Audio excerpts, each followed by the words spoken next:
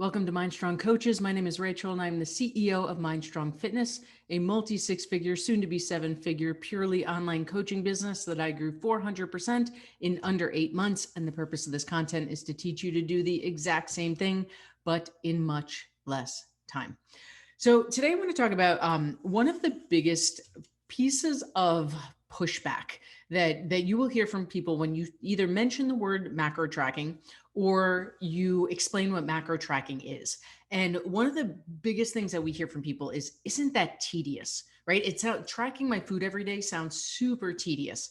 Or the kind of next step to that question, which is a very valid one, we talk about this one quite a bit within our own company, is I already obsess about everything I eat, right? I'm always thinking about food and I should eat this, I shouldn't eat that. I feel like just tracking my food is going to make this even worse. So today we're talking about what to do when people say that macro tracking is too tedious. So here's where I want to start the conversation. Before we get into the three biggest pieces to this puzzle, I always think it's important to make clear to people that second one that I just mentioned is a very valid one, right? If you're someone who constantly thinks about food, who constantly, we call it shoulding on ourselves, shoulding. If you're constantly shoulding on yourself, I should eat this, I shouldn't eat that. That is called rumination. If you study human psychology, the cause of anxiety, what causes anxiety is rumination. We get stuck on certain thoughts that create chemical reactions in our bodies. That is very different than what we call playing a game. We call tracking macros the nerdy game of Tetris because it's just like Tetris and making the pieces fit together.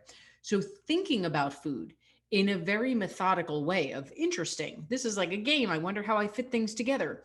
That is a very different conversation than ruminating on the shoulds and shouldn'ts of food.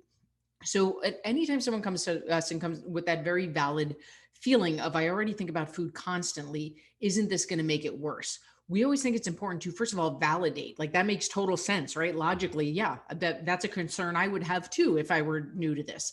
And understand that what we're doing is totally different conversation, because what happens is when you learn to play the game, and as a coach, you know this if you've done macros before, when you learn to play this game, when you learn this skill, that rumination completely goes away. That is one of the biggest life changers of macro tracking is energy doesn't disappear. If you study physics, energy can't be destroyed.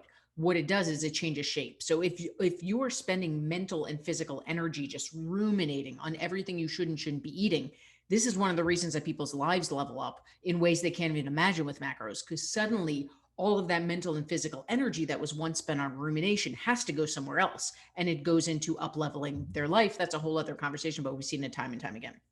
So kind of a bigger picture statement to start, but it's an important one. Now, the next analogy I like to use is this. Let's say that right now you're in debt and you set a goal that you want to save $50,000. So the first thing you do is you sit down with a financial advisor. Now, listen, let's not sugarcoat here, right? That meeting sucks. Nobody wants to sit there and print out their mortgage statements and the credit card debt they're in and their student loans. Nobody wants to see in black and white what's happening. But the reality is, you know that to get out of debt and to start saving, it's simple math, right? You can't BS the numbers. It's math. So the first thing that financial advisor is going to ask you is, well, how much money is going out? How much money is coming in? How much debt is there? And if your answer is, I don't know, or I think it's about, you know what step one is going to be, is we need to dig in. We need to see those printouts. We need to see what you're spending. We need to know what you're saving. Doesn't mean it's going to be fun, but whether you want to do it or not, math is math. If you want $50 and $50,000 in savings, you got to do that part because you can't BS the numbers. It's part of the process. Now, that's the bad news, right? The bad news is it kind of sucks to shine that light of awareness on it. But it's a must if you want the fun part, right? Because in the beginning, even though it's hard to go through that planning stage, once you start seeing the effects, once you start seeing your debt clear up, once you start seeing your credit go up, once you start seeing that savings account build, that feels incredible. So the crappy part is a non-negotiable if you want to get to the fun part, if you want to truly make this change. That's why most people won't do it, right? You talk to people about money, it's the same thing about nutrition. We know what we should do, but we don't want to do it, because human nature says that we're pleasure-seeking creatures. We're designed to avoid pain, seek pleasure. And that first step feels like shit. That's some serious pain, but the pleasure comes afterwards. Most people aren't willing to go through the pain. It's the same thing here. Weight loss comes down to calories in versus calories out. Do you have to track macros? Absolutely not. In no world is your family going to love you less. Is the world going to end because you don't track macros? And it is a capital T truth that weight loss is calories in versus calories out. So just like that financial advisor, we can sit there, we can guess, we can say, well, I think I eat about this much, right? I think that I'm exercising this much. But at the end of the day, you can't BS the numbers. If you want to know within a shadow of a doubt that you are burning more calories than you eat in a day, you got to track them. No different than that financial budget.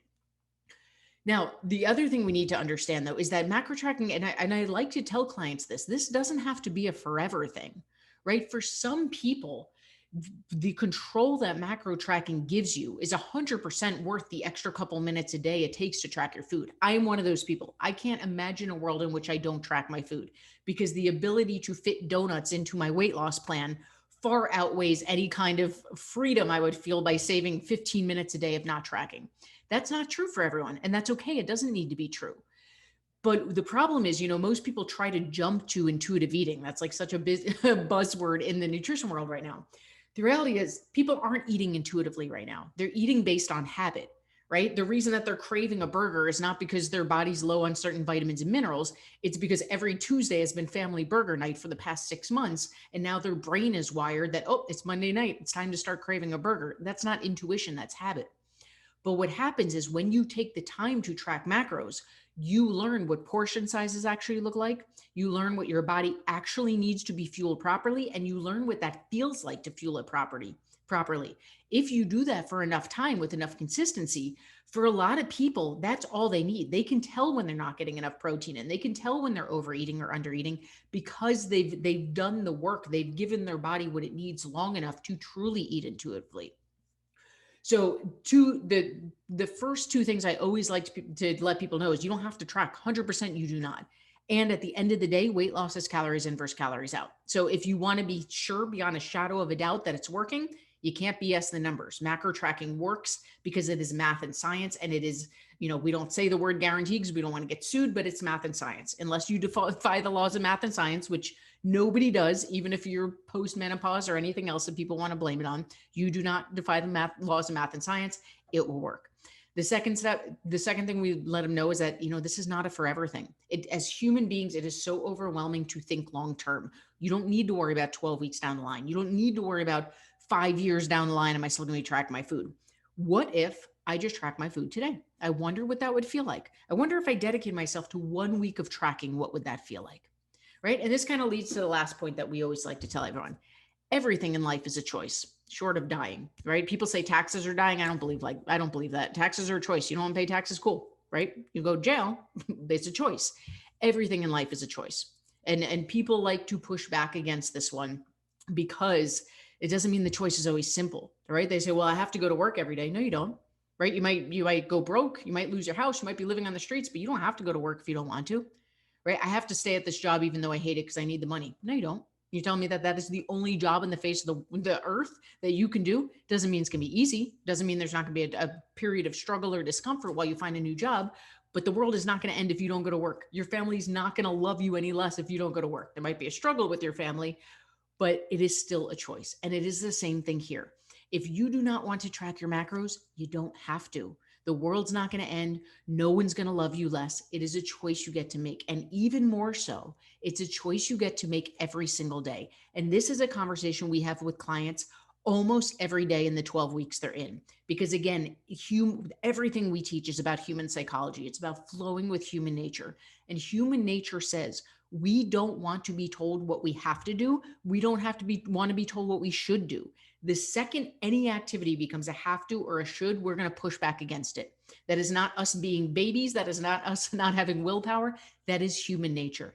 The more we can step into choice and curiosity, the more apt we are to think of it as a game, the more we're going to stick with it.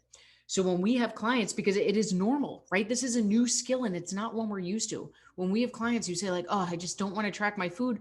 Cool. You don't have to. And the alternative is to continue the pattern you've been on, right? Right now they have two choices. This is a very harsh, but very real truth. You have spent decades of your life yo-yo dieting, trying to live off restriction, losing a few pounds and then gaining even more back. That is one option for you. The other option is you dedicate yourself for a few weeks to lock in a skill and literally never diet again? Which do you want to choose? And if the answer is, I don't want to put in the time to learn a skill, awesome. You don't have to. And just understand that there's only one other choice in this field that I know of, that I've experienced with clients, and that's to get back on the yo-yo diet train. Right. And when people understand they're doing this because they're choosing to, when they can step into that place of curiosity, when they can view it as a game, it takes that pressure off. It takes that have to off. It takes that should away from it. And they're way more apt to stick with it. So at the end of the day, you are going to hear from people. That sounds really tedious, right? For some reason, we live in a society where it's okay to track your steps, it's okay to track your budget, but you track your food and suddenly, it's an issue. You have an eating disorder, or you're overthinking, or whatever else. The reality is, it's a skill. At the end of the day, weight loss, capital T truth. I don't care if you're talking about shakes, point systems, or anything else. At the end of the day, weight loss comes into calories in versus calories out. So if you want to guess, go for it. Guess. Most people are not accurate with guessing, right? We've heard thousands of people say, I feel like I'm eating healthy and not losing weight, because they're not eating less calories than they burn. If you want to know beyond a shadow of a doubt that you are eating less calories than you burn in a day and losing weight, and you want to learn the skill of how to fit in the foods you love while accomplishing that, track for a little bit. Doesn't mean it has to be forever. Doesn't mean you have to. It's a choice. It's not a should. It's a skill you learn once. You have it for life. But at the end of the day, I like to say, just like my middle schoolers used to say, do you, boo boo, right? If you want to learn the skill, we are here to teach it for you. If you're not willing to put in the time and energy, okay, no one's going to love you less. The world's not going to end. But at the end of the day, you came to us, you inquired about this because you know that the old method doesn't work. Right. At some point, we have to accept the old thing of, you do what you've always done, you get what you've always gotten. If you want something new, if you want to literally learn to stop dieting again, we have the skill to teach. We have the tools to teach you that. It's a skill. It's going to take a few weeks of learning it to lock it in. But after that, you will literally never diet again. If that sounds good for you, here's what we're going to do. We're going to play a little game. We're going to track our food, and you will have this skill for life.